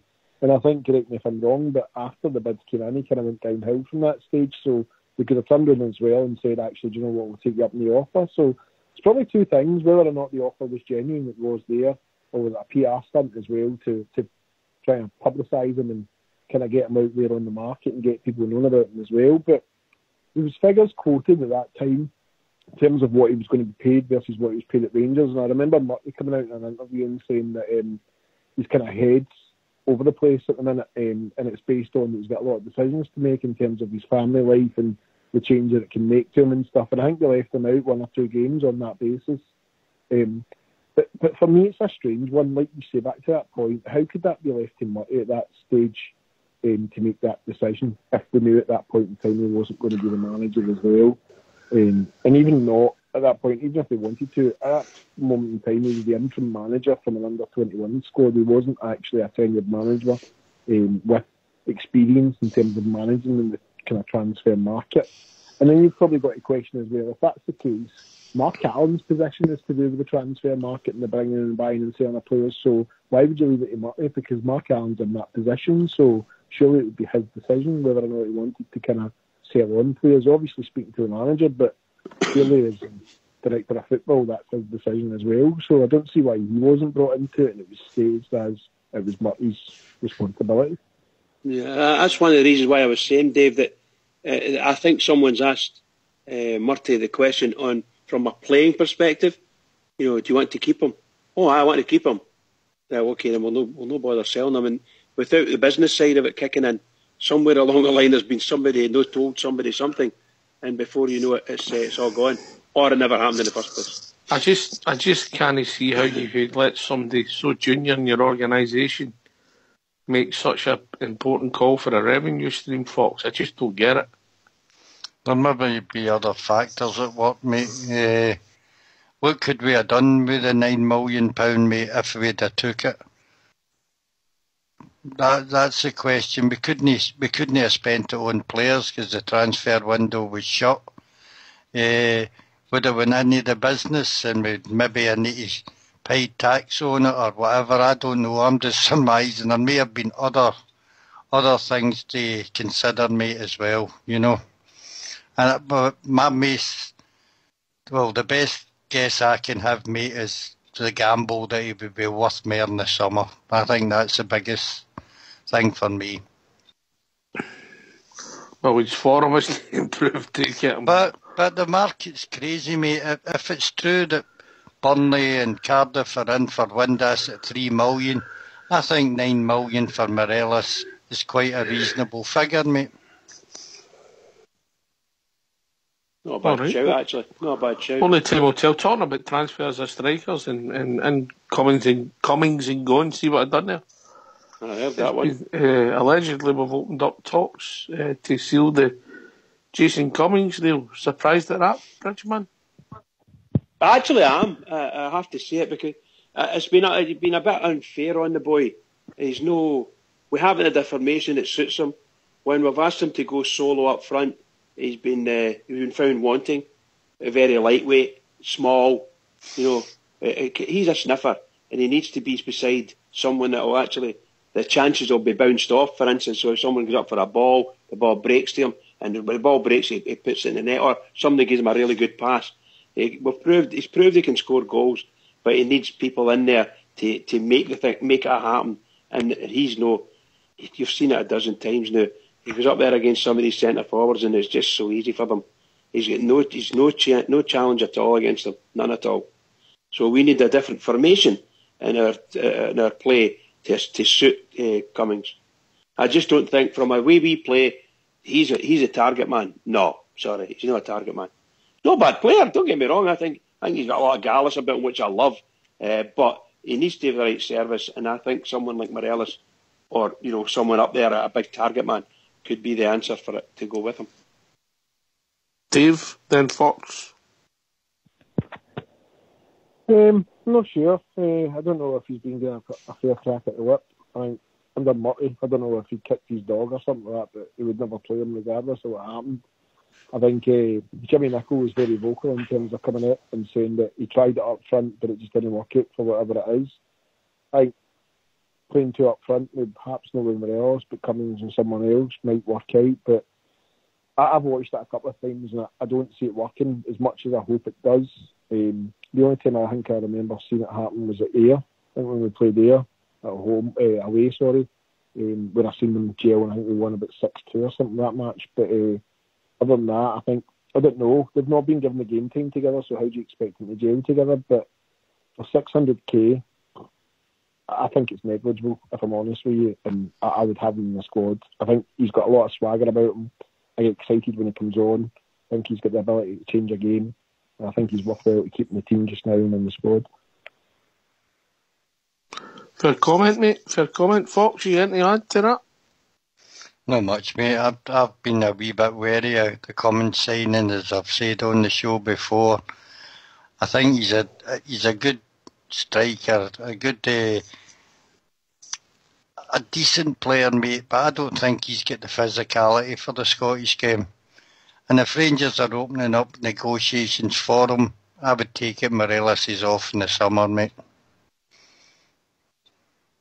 Because out the two, Morelos is the better of the two players. Looks at me. Go to admit. Looks at me. Just change the subject quickly. We discussed, and I think you touched on it, Dave, in one of the questions earlier on about the length of contracts and who's still got time to go, Fox. I don't want us to go through every player because we've sort of done that, but somebody's not got their prep work right, have they? It should have been 3 years with extension. We're beginning at 4-year contracts and then we're fingers bumped. Are you speaking to me? Aye, sorry, Fox, aye. We discussed the length of some of the contracts that the players have got. It's pretty frightening. Aye, we've got a few there that, you take Herrera, mate, 2020, his contract's there for never kicked a ball for us. Again, down to bad scouting. Pedro's signings for me were all bad, mate. Candias is the only one I would say that has given us a reasonable return for his signing, mate. Pina, we know. Alves never done a ton for us. And it even goes back to Mark Warburton, mate, when he signed people that Harry Forrester and longer deals and things like that, mate. But we can't blame Mark Allen for that because he wasn't there at the time. But, Correct. I hope all that's been sorted out. This is what's cost us money over the years. Poor scouting and taking managers' words that players are good enough for Rangers, mate. And I hope all that stops. Mark Allen goes out or sends out his scouts to watch them. Find out, as I said already, their background, what type of person they are. And all this stops, mate, you know. Yeah, Dave, any thoughts? There's a couple of things to consider. So, for example, when you try and bring a player to a club, they obviously want to negotiate on their terms, so they don't want to come on a pay-as-you-play basis, so they want a long-term commitment. So that's the challenge there up front. So if you want a player, you really want to commit and give them that kind of longevity in terms of a career or a contract, if you like. But the challenge to that as well is that you can bring a player up, the likes of Alves, the likes of Joey Barton, the likes of all these players, and Dorrans to an extent that they just don't cut it in my eyes, you know, and it's like you're stuck with them for the next couple of years. It's a catch-22, you know. It's how do you analyse a player? I think that's where the loan market's good. It's allowed us a chance to see the likes of Cummins and Murphy and stuff like that as well before you bring a player actually in and sign them up in a long-term contract. Because back to the point of Cummins or even Murphy, they're good players, but do they excite you and do you think it's groundbreaking players that's going to change the direction of Rangers Football Club? Not necessarily. So I think the loan market's the way to go in terms of doing that without falling out a big contract. But when you see good players and you think we can't let that opportunity pass us by, that's where we fall into that element of we need to sign them up in long-term contracts, and then before you know it, you're stuck with somebody who's potentially cramping the Scottish League on a 4-year deal. You know, that way. So I understand how difficult it is for them, but probably back to the point as well about we need the scouting network in the first place to check and see if they can actually play football of any such sorts. I think Herrera's a big one for me as well. We all laugh and slate at Penner in terms of his ability and what he's added value in terms to Rangers, but the guy's probably, I think, got about 4 or 5 goals in his playing career and his time here at Rangers, and I think it's probably more than Herrera. He's still at the club, which speaks for itself. Do you know what I mean? It's nuts. Honestly, it's nuts. So I don't envy the guys, and I think that's why we've done all the kind of background work in terms of bringing in the right scouting network and stuff like that as well, to try and make sure we work smarter in this transfer window. But it's yet to be seen. Is every transfer a gamble, Bridge? Well, it has been for us, hasn't it? I think the mere fact that we just need to look at the last transfer window when we brought in, 5 or 6 loans, from particularly a few from Norwich. So we brought some people in and they just haven't quite hit it for us, have they? I think Russell Martin's been I know he played no bad the last game there against Aberdeen in the second half, but in reality, for what you're expecting from a Scottish international player, is just not there. It's just not giving it. He might have it inside him, but he's not giving it to Rangers, that's for sure. Sorry, on you go. On you go, David. I was just going to say, and that's the thing, you know, imagine we signed him in a 2-year contract at the time when we made that announcement. It'd been actually, do you know what, Scottish international, good centre-back, everything's all right, you know? And then you imagine the current status just now, you'd be like, we've got him for another kind of 1.5 years, 2 years to go. He's in his contract to then, and we've got to help settle him, you know? So that's absolutely. A big risk, and it's... You look at that just... It just goes to what you were saying there about the loans. If the loan system's used correctly, you get a flavour. So you brought them up, they've been a 6-month loan. And in each one, okay, we were speaking a second ago, possibly we're going to open negotiations with Cummings to stay. So I dare say, if you asked a scientific poll in the lobby, you might be surprised how many people say no, right? But because he's not actually done too much yet. He's scored some goals, but he's not done too much. But I think if you asked about Russell Martin, they would 100% say no, don't want him. You'll find that there'll be, I don't know if we did a scientific poll for Murphy, but there are a lot of folk got some doubts about Murphy. We even said it ourselves the other night there. We're not dead sure whether he's the right person. But we've seen him playing, and the first time I saw him playing, first 2 or 3 games, I would have said we were stupid. We should have signed him, But I've started to get doubts, particularly against the Celtic. He wasn't at the game at all. But that could be down to the other players, of course, Do you think it's the players' attitude this coming up for England and I'm stepping down? I mean, we had the Joey Barton comment, I'll be the best midfielder up here. But they don't realise up here it's not the greatest of football, but it's a fast and physical game. And these players are underestimating it when they come up, and then they just can't fit into the style of play up here. Yeah, you could be right. I think there's an element of that, but I also think as well, given that we spoke about earlier on the show, around about we've probably got 2 or 3 managers this season as well, so the change of managers, but then also you bring in the likes of Murphy, with greatest respect, he did the best he could under the kind of situation it was in, but you look at like Alves as well, arguably whether he's a great player or not, the CV of the guy was very impressive and everybody was kind of up in the air when he signed, but I don't know, for me as a player, if I had the likes of Graham Murphy tell me, who's an under-21s coach who's not recognised globally or worldwide, to try and have the man management skills to talk to me in terms of my ability, how to play, I'd just be like, whatever, do you know what I mean? So I don't know if that's the attitude as well to take at that point in time, and whether it's been the manager that's been in with the man management skills to actually motivate these players and get them to work better for them, or whether it's been just their actual attitude as well, because you need to look at like Barton as well. Was Warburton the best person to manage him under that? So the background or the backdrop to that was that he went in pretty much the same as what Miller and Wallace did off the back of the Old Firm game and gave a few home truths, but then led to being suspended as well. So it's pretty much similar to the Barton situation as well. And is that down to the players themselves, or is that down to the manager not managing them efficiently as players? I'm not sure. I think that Joey Barton is one of these players like Bruno Alves, and I say this with a heavy heart when I say this. They should never have been at Rangers. Like Krishina should never have been at Rangers. They turned out to be just poor signings, both at manager and player level. I'm so disappointed in Bruno Alves. It's no real.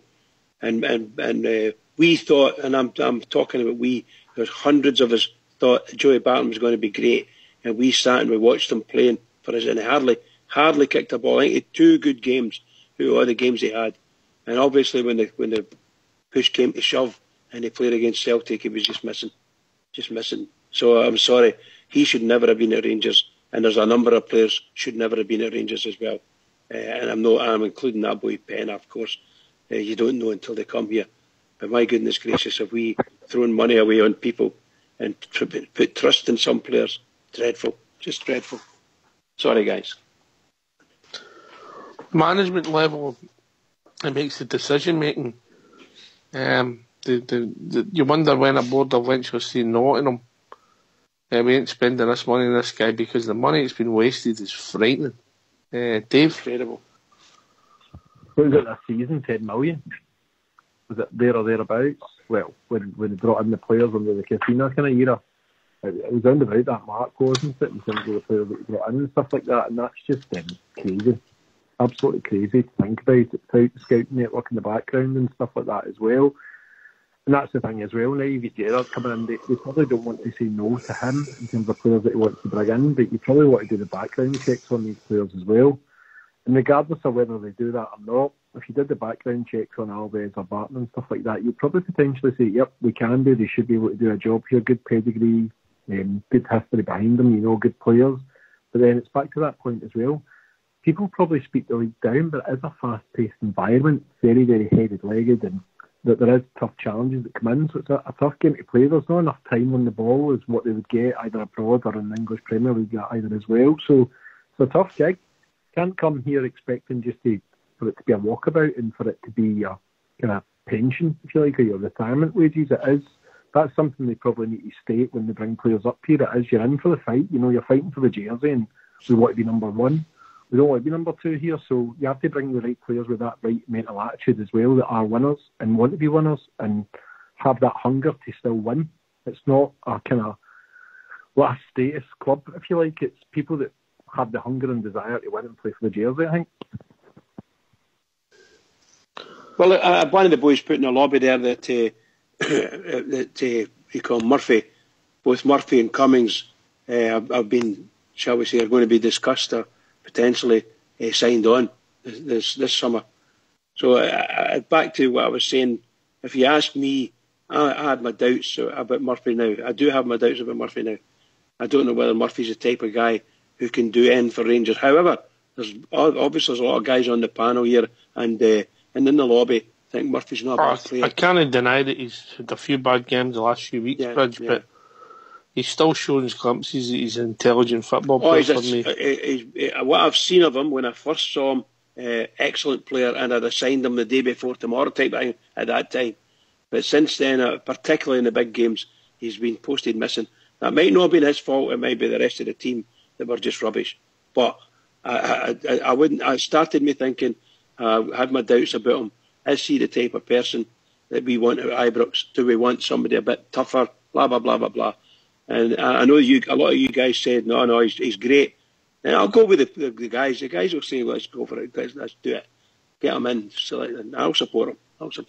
Here I am, a loyal Irish fan, just come across the sea. Can you carry on just a minute? Can I ask a question? I wonder if he wants to tell me a joke. Does he want to carry on? Can I ask a question? No, it's a question on the latest news. Have we got any further news on Lee Wallace? Because there's wee stories going around. You hear some wee stories and things like that. So just rumours, but there's been nothing that I've picked up that at all. I read a couple of days ago that they've been told they'd hear their fate soon, but for something that's been so innocuous, it's dragged on for weeks, Dave. Absolutely. Well, it's HR, isn't it? You've got HR involved in it, and they tend to take forever. They'll do their checks and sometimes, Bridge. Yeah, of course. Sometimes. Dave? No, nothing from me, guys. I've heard the same as you guys, so their fate's to be heard soon. Yeah, Stuart Robertson, but nothing's been confirmed. And I don't think we will hear anything until the end of the season. And I'm not sure whether that's defined by Stephen Gerrard in terms of Lee Wallace, whether he stays on, whether it's a player that he rates or not. But Kenny Miller, for me, is in their contract. I think they'll probably look at that just to see your contract's ended and we're not renewing it at that stage. Given his age and stuff like that, maybe I think he'll move on. But Lee Wallace is probably one that they probably question with Stephen and say, do you want to keep him on as a player or do you want to let him go? Oh, if he leaves, I don't know what travel rug will do.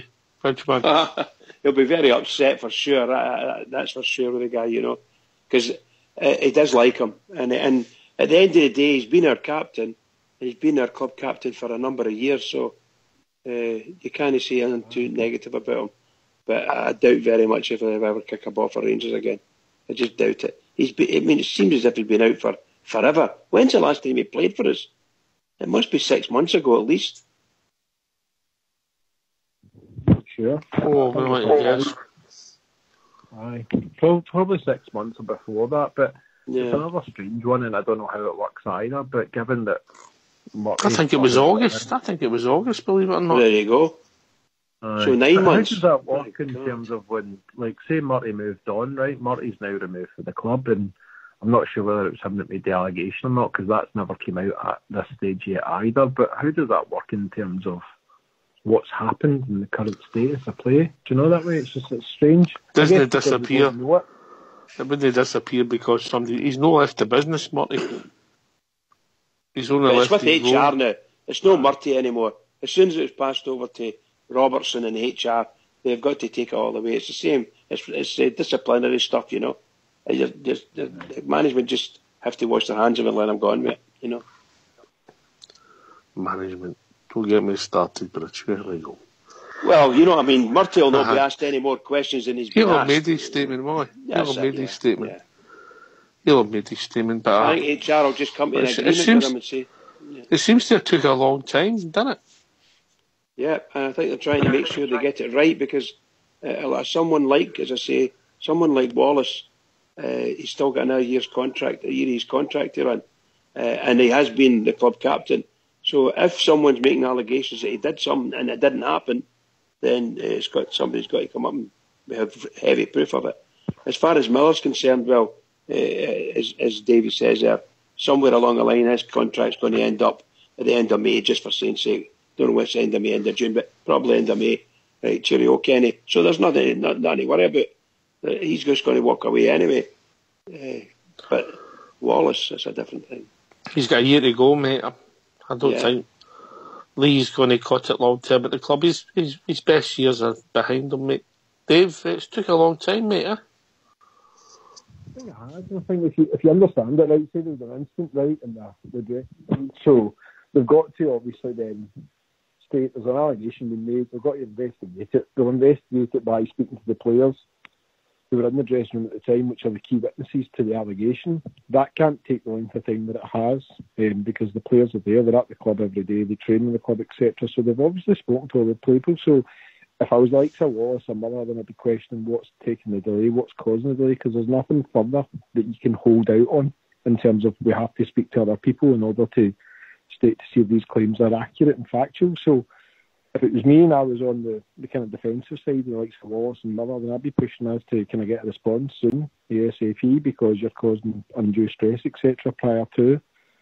So it's a strange one, but I think we're probably holding it out to the contract expires, but Wallace is the one for me that's a bit strange as well, because like you say, he's got another year in his contract.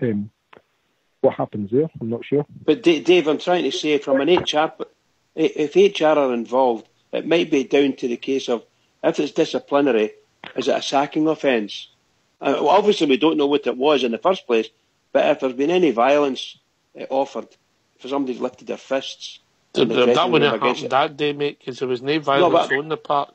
No, I was saying, but if someone has done, which is where it came from in the dressing room, if someone's raised their hands, a rumour was going around that somebody challenged Murty, right? And I don't know whether hands were raised. If they were, then that's disciplinary, and it has to be seen through to the nth degree. And it's an HR thing, and these processes take forever. So I don't know how true these things are. Anyway, Bridge, enough about HR. Yes. We've reached that time of the evening. Can I thank Dave for joining us on the show? Been a pleasure, mate. Hope you enjoyed it. Thanks, gents. Absolutely. Loved it every minute. Yep. Thank Fox for taking the technicals. Can I thank Bridge for joining us as usual, and everybody's listened in the lobby and everybody who listens to the show. Some of the banter in the lobby's been great. A shout out to Sir John Gregg again. Just thanks. That's all it is. Thanks. I think you'll know what we're trying to say. Bridgeman, last word. Well, it's been a smashing night once again. I've thoroughly enjoyed it. It's been really good discussions. It's quite deep in some places. But I hope all the guys have listened in have enjoyed it. And can I just say to all the Rangers fans all over the world, and particularly Rangers fans on here on Rangers Radio, every single one of us, keep it going for the Rangers. Keep it going. We'll be back tomorrow night, talking about all things Rangers between 9 and 11. Take it away, Fox. Here I am.